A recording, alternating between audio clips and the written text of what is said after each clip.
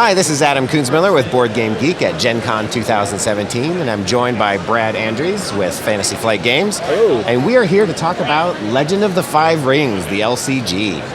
So I know I'm personally excited about this. Legend of the Five Rings is a great game. So take us through it. What do we have here? Okay, so we got a nice little setup here, kind of representative of a typical game of L5R. Okay. In L5R, each player is going to take the role of a great clan. For example, here we have the crane versus the lion, a classic struggle in the setting. And they're going to be trying to defeat their opponent, obviously. In L5R, there's 3 different ways to win. First way is breaking 3 of your opponent's non-stronghold provinces, which then gives you access to break their stronghold province, right here. Okay. The second way to win is getting 25 of these tokens, honor. At that point, you become kind of unassailable. You're so honorable that no one can question the decisions that you make. Or get your opponent to run out of honor, dishonoring them, and the Emperor essentially banishes them from the Empire for being honorless curs. Excellent. So how does the game progress? What does play look like? So the basic idea is first we'll have a step called the Dynasty Phase. That's the step where players are going to play characters from their provinces. As we can see here, we have a nice little setup. And in order to do that, they're going to pay fate. Now, fate works a little differently than resources in other games, like, say, Game of Thrones, where you have gold, you're just paying for characters. Sure. In L5R, you're going to pay the cost of a character. For example, we'll put this Sepun Guardsman into play. We'll pay 1 fate for him. However, without any extra fate, this character is only going to stay in play for 1 turn. Okay. At the end of the turn during the fate phase, all characters with no fate on them will be discarded. So when you play them, you bank some fate on them to keep them around. Exactly. You can spend extra fate from your pool in order to keep them in play for additional turns, investing in that character in a way. And is it always 1 more for each turn, regardless of the cost? Yeah. So if I were to play Doji Hotaru, the Crane Clan champion here, I pay the 5, and I could 2 pay more for 2 more rounds. For 2 more rounds. Yep. Great. So that's going to be the Dynasty Phase. Players are going to take turns playing characters or taking actions back and forth until both players pass. First player that passes gets an extra fate, which will be important in the next phase, or the conflict phase. The next phase is the draw phase, and we have another little clever mechanic here. So in most card games, you draw 1, maybe 2 cards a turn. Sure. In L5R, you're going to be able to choose how many cards you want to draw each turn between 1 and 5. Okay. We're going to do that on our honor dial. So let's both secretly choose how many cards we want to draw.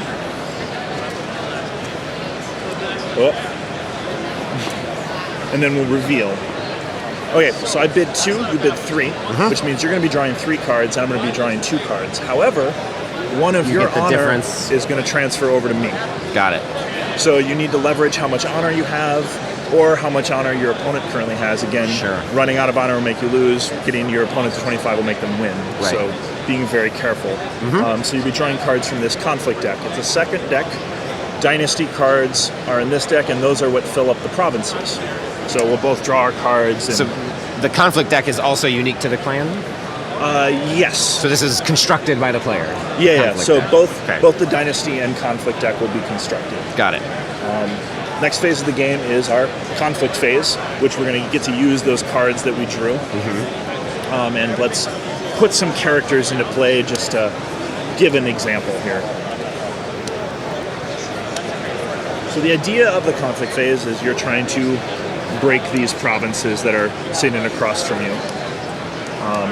In order to do that, the player that's the first player, who also play the first card in the Dynasty Phase, will decide a couple things. They're going to decide where they want to have that conflict, which of their opponent's provinces they want to attack, essentially, what characters they want to send. We'll send Doji Hotaru for this example, and then which element they want to use. For example, we have air, earth, fire, water, and void. For this one, we're going to use void.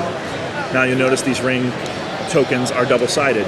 They have a political and a military side. Okay. So you're also choosing what type of conflict. Got it. Doji Hotaru has a very strong political stat. So why don't we declare a political conflict over here? Okay. My opponent then reveals what that province is. This is to represent the idea that I'm traveling into my opponent's lands and trying to figure out what's there while I'm trying to break it. And communication isn't always as fast as it is for us with our cell phones and such. They have to send out scouts, so they don't know it's there. We find a shameful display in this particular province. And so my opponent will approach the Lion's Pride Brawler in order to defend. Then we'll have an action window in which you and I will go back and forth. Using these conflict cards to alter the nature of the conflict. Exactly. Then it will resolve in some form. Then what?